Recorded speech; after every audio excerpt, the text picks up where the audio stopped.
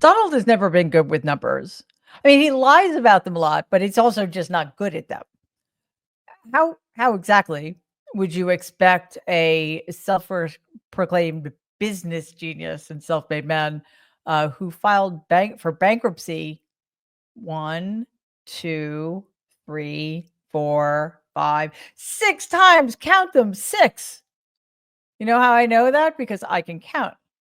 I mean, I use my fingers. Usually I don't need to, though, just so we're clear. But I needed to give Donald a visual because I know this is difficult for him. That's what happens when you're kind of enumerate. Also, Donald, quick tip. If I were you, I would not get rid of Sesame Street. The count can help you learn these things.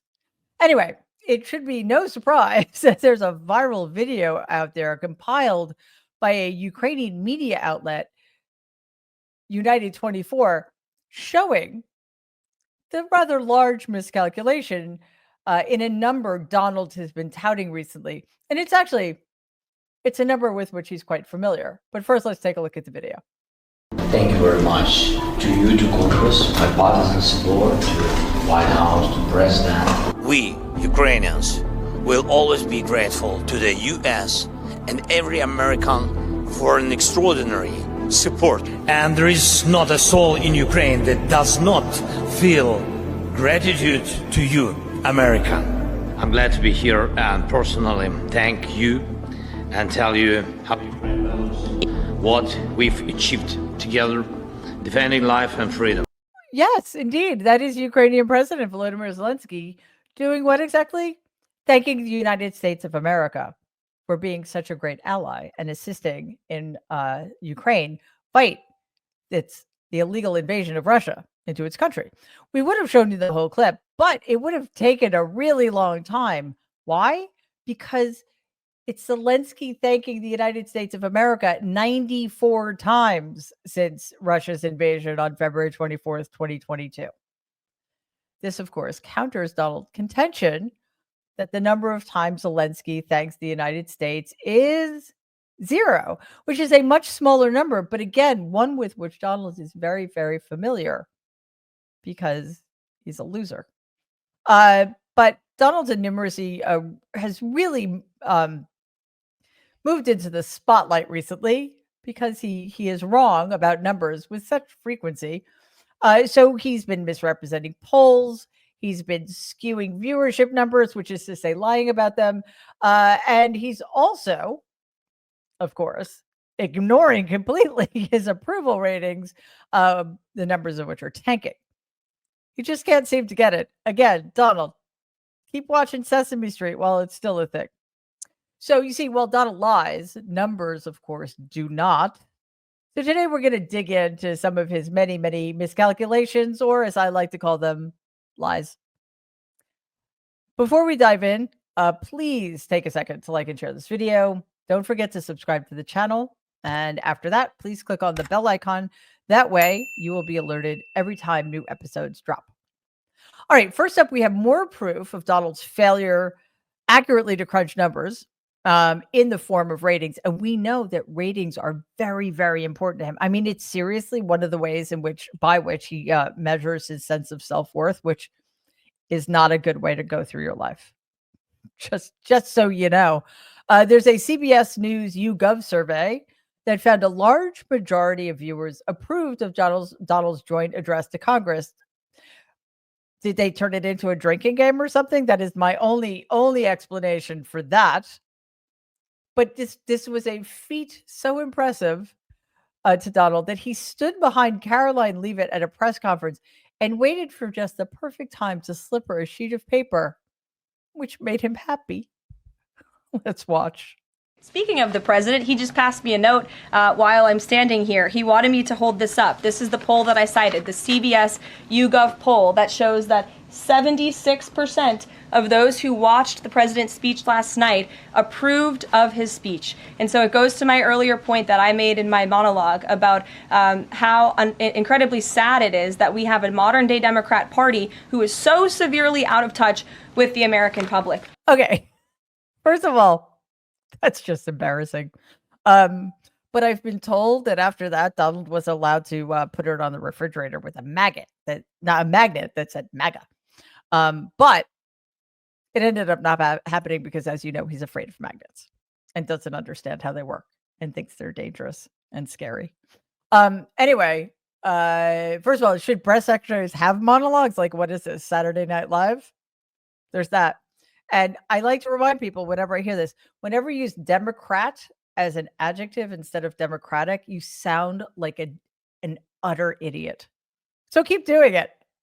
Anyway, what is misleading about this poll? Well, conveniently omitted by both Donald and Leavitt is that the fact that the bulk of the audience were Republicans, like way overrepresented. Look at that, 55% Republicans to 20% Democrats. That is not a real poll. Sorry. Most of these viewers found Donald's speech presidential. Well, I told you we've redefined that word, so that's accurate. Inspiring and unifying. Okay, to Republicans, I guess, with a significant portion calling it entertaining. Well, you know, if you're into Jerry Springer and WWE and I don't know, randomly punching people in the face, sure, that is definitely entertaining.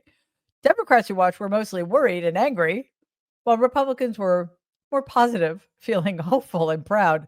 Wow. Is there a way that we can figure out to like treat en masse the Republican Party? Because that's just delusional. I mean, that it just is delusional. Even if you liked everything, well, maybe you liked the delivery. Again, see above, Jerry Springer and WWE. I don't know what else to say. Despite Donald's efforts to spin the optics in his favor, however, the reality of his television ratings was abysmal. According to Nielsen data, the speech attracted 36.6 million viewers, which is the lowest rated of any joint session address Donald has ever given. The largest portion of viewers were aged 55 plus. Older Gen X, stop it. While the 18 to 34 demographic made up only 5.7% of the audience. Yeah, way to go after the youths.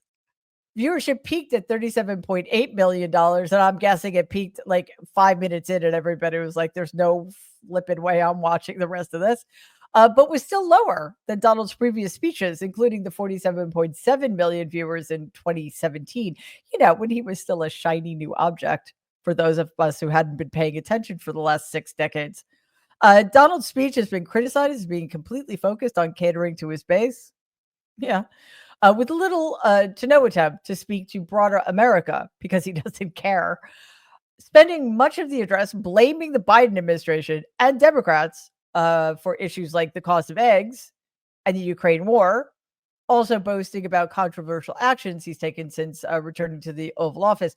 By the way, I mean, blaming people who are not anywhere, don't have any power and have no control over anything.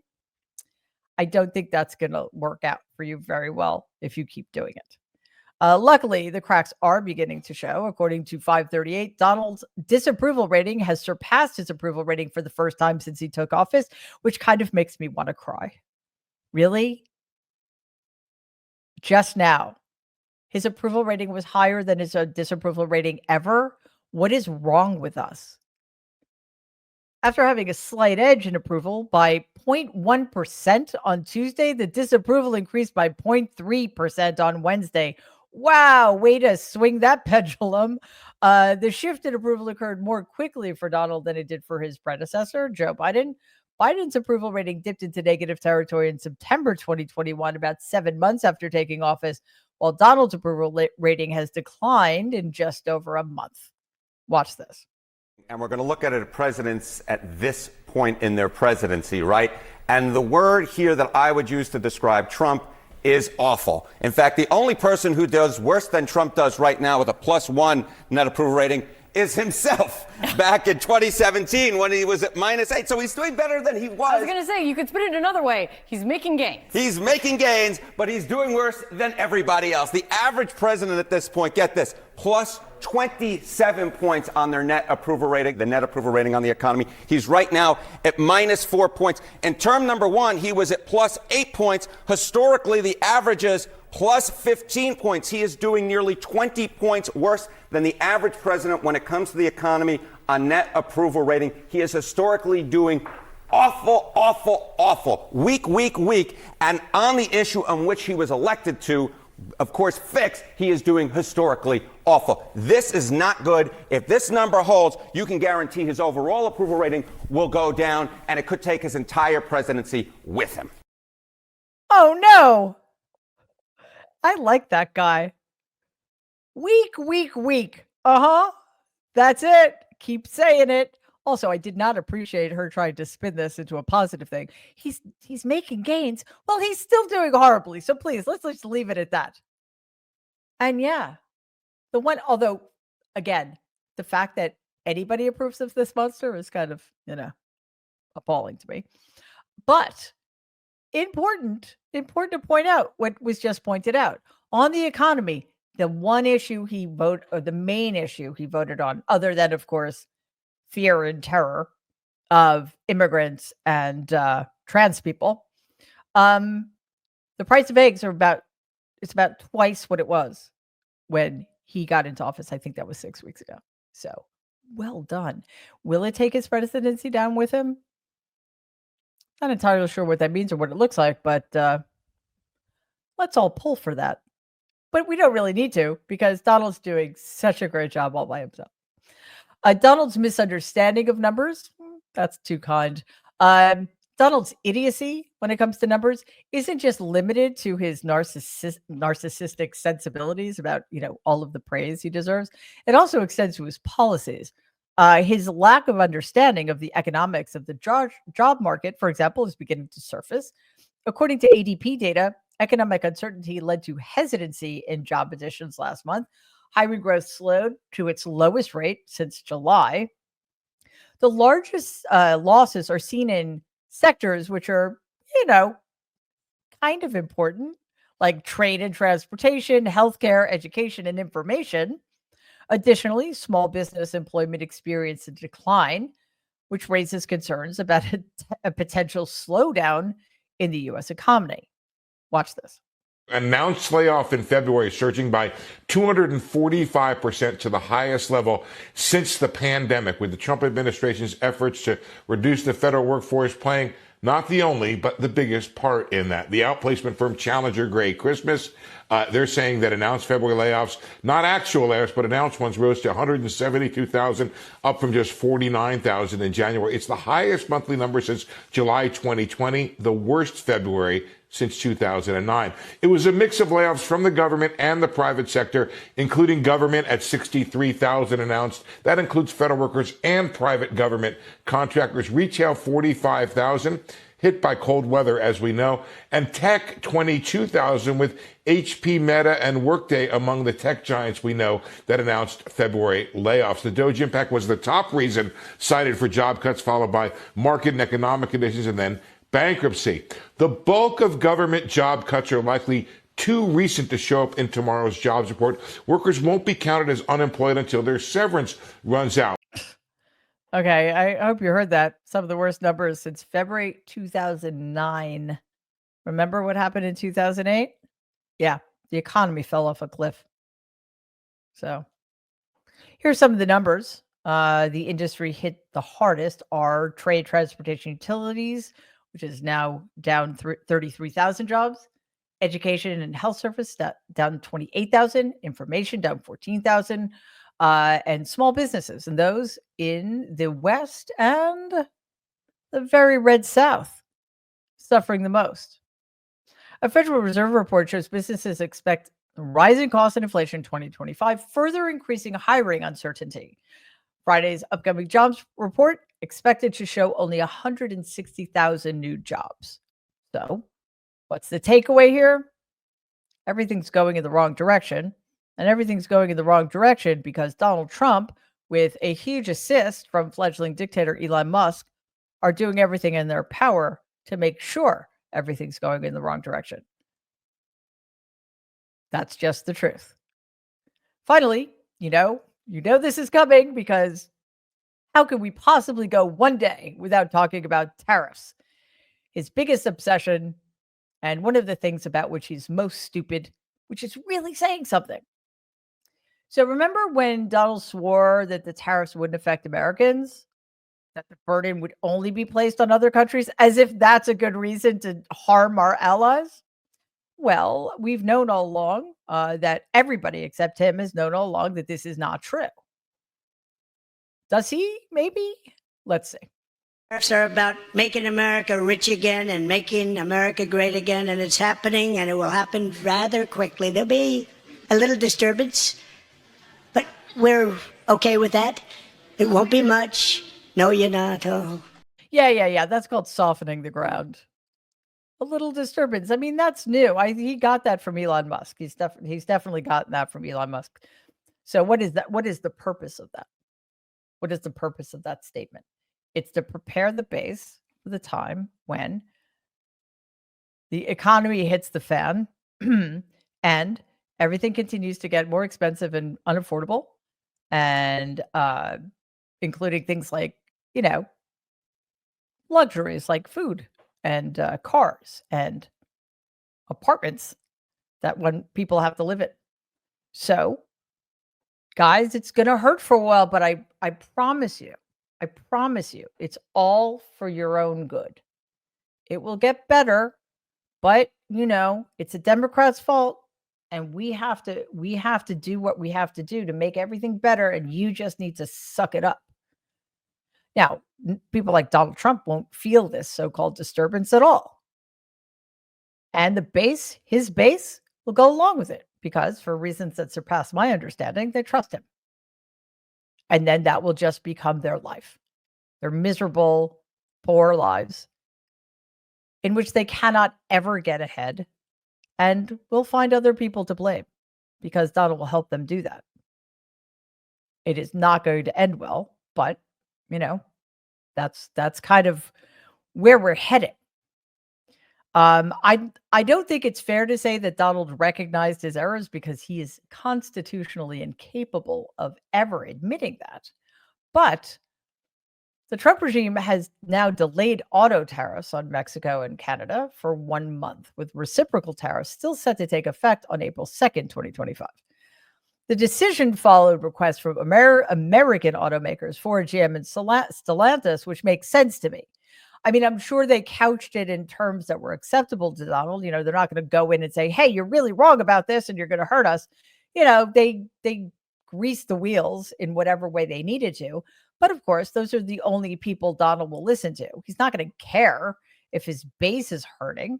He's going to care if the people who support him, who have billions of dollars, are hurting, because they understand what's going on and they will blame him.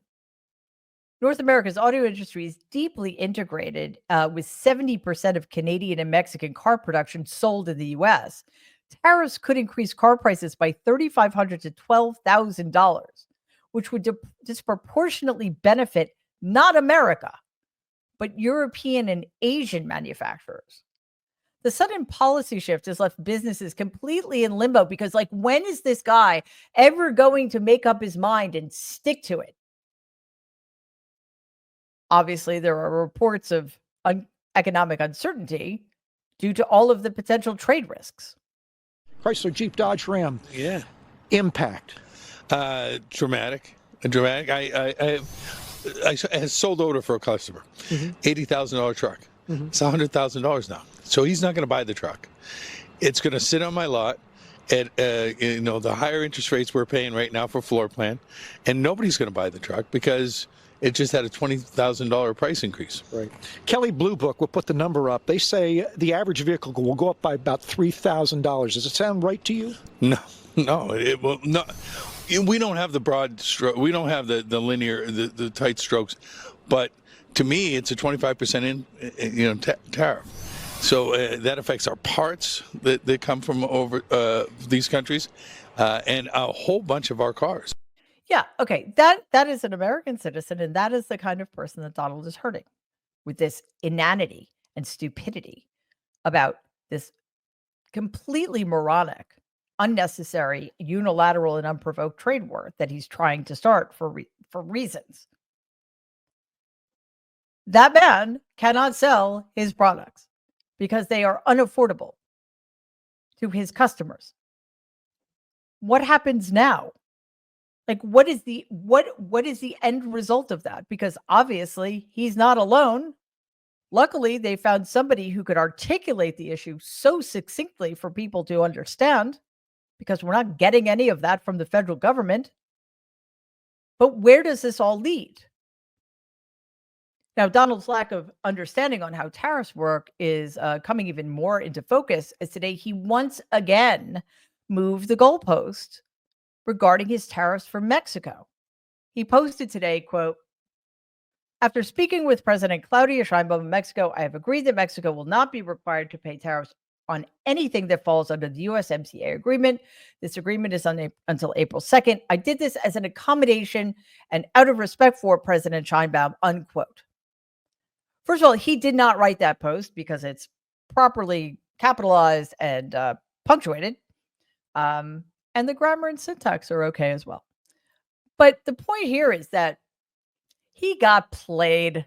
He is so pathetic. Claudia Sheinbaum is a very intelligent woman. I don't know what she did exactly, but she got exactly what she needed from this complete, I don't know, like, what is the word? He is just so bad at the thing he most claims to be good at. It is kind of startling that anybody ever thought otherwise.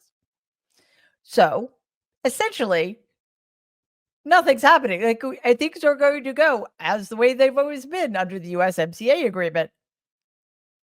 So, of course, though, he had to claim it as his generosity of spirit.